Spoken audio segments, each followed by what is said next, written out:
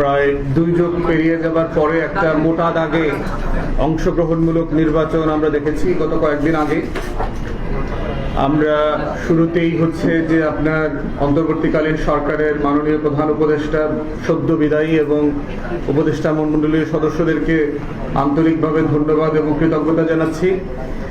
দেশের যেই সময়টাতে তারা দায়িত্ব নিয়েছেন এবং যেখান থেকে একটা গণতান্ত্রিক উত্তরণে তারা সহযোগিতা করেছেন, এটা এই জাতি অত্যন্ত কৃতজ্ঞ চিত্তে স্মরণ রাখবেন।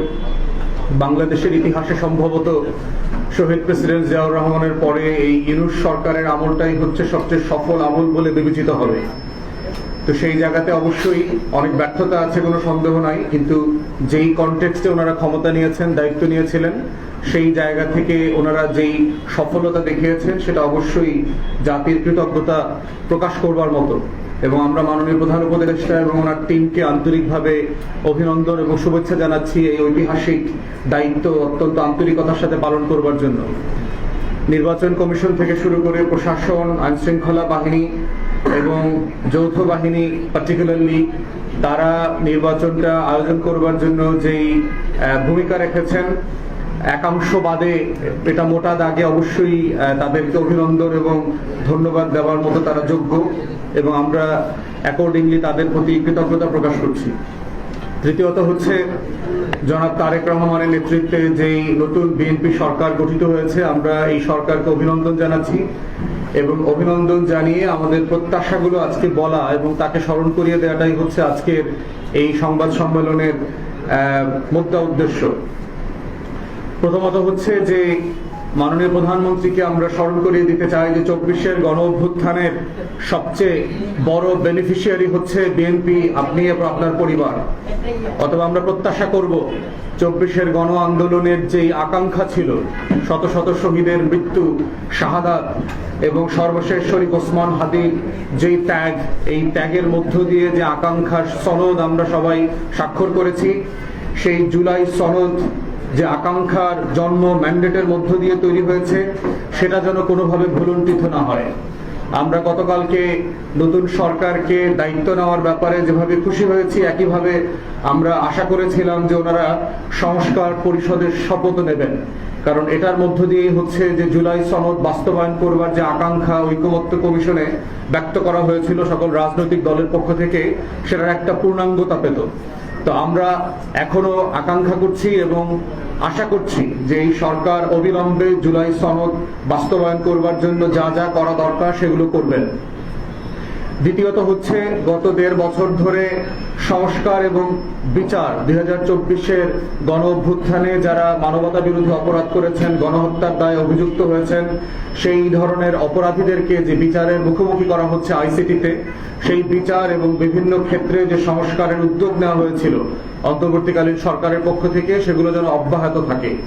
আমরা বোধ করছি কোনোভাবে দলীয় সরকার সেই আকাঙ্ক্ষা থেকে যেন সরে না আসেন। বিচার এবং সংস্কারের এই দায় কোনোভাবে পরিত্যাগ করা অথবা অ্যাভয়েড করবার মতো জায়গায় আমরা নাই।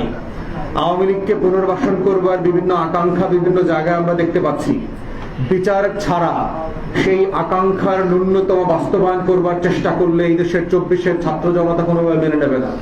এবং আপনাকে, মাননীয় প্রধানমন্ত্রীকে এবং তার দলকে স্মরণ করিয়ে দিতে চাই যে আওয়ামী ফ্যাসিবাদীদের দ্বারা সবচেয়ে যারা বেশি নির্যাতিত হয়েছেন, তার ভিতরে কিন্তু আপনি, আপনার মা এবং আপনার দল আছেন।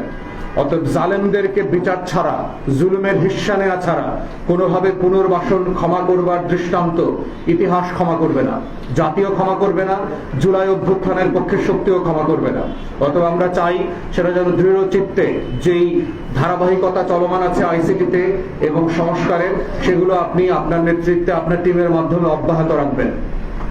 নির্বাচন নিয়ে সারা দেশে ইতিমধ্যে আমরা দেখেছি যে ধরনের কারচুপির খবর এসছে। টিআইবি ইতিমধ্যে বলেছে যে 22% ক্ষেত্রে ভোট কারচুপি এবং জালিয়াতির ঘটনা ঘটেছে।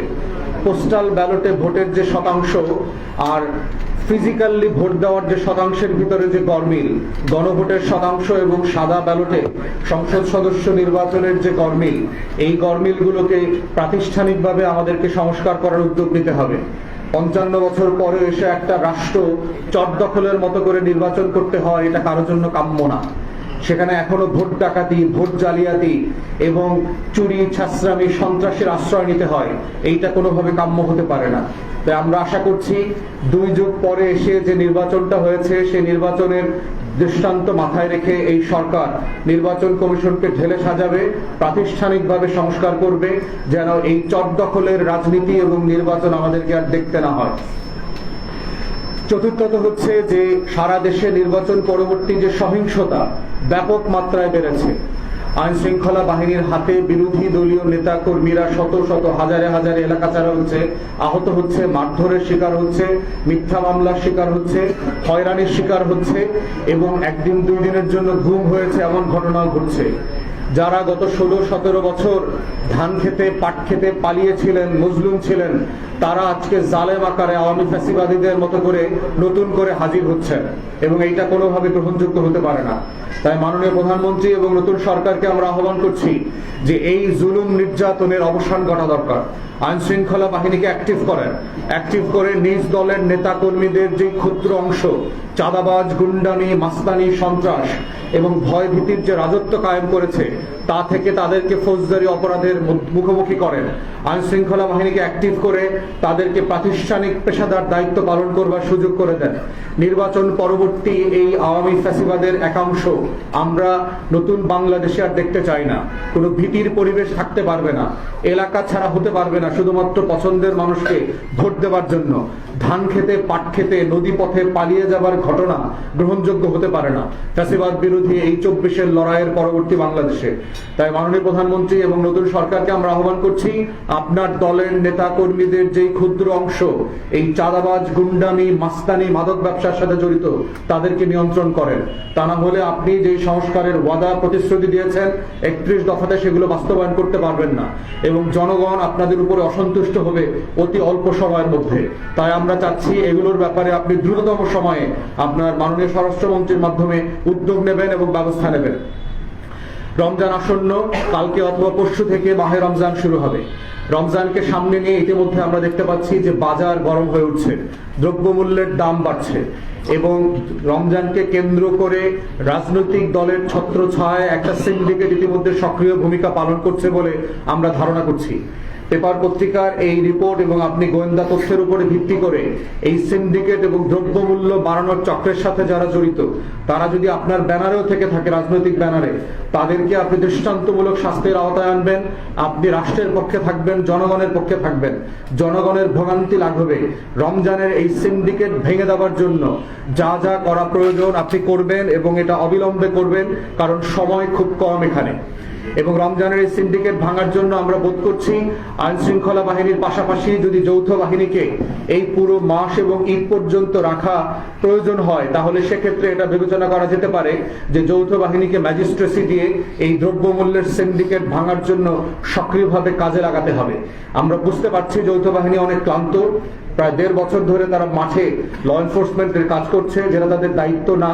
তারা একটা ভালো নির্বাচন করবার জন্য চেষ্টা করেছে, কিন্তু তারপরও দেশের বৃহত্তর স্বার্থে এই বাস্তবতাটা বিবেচনায় আপনারা নিতে পারেন।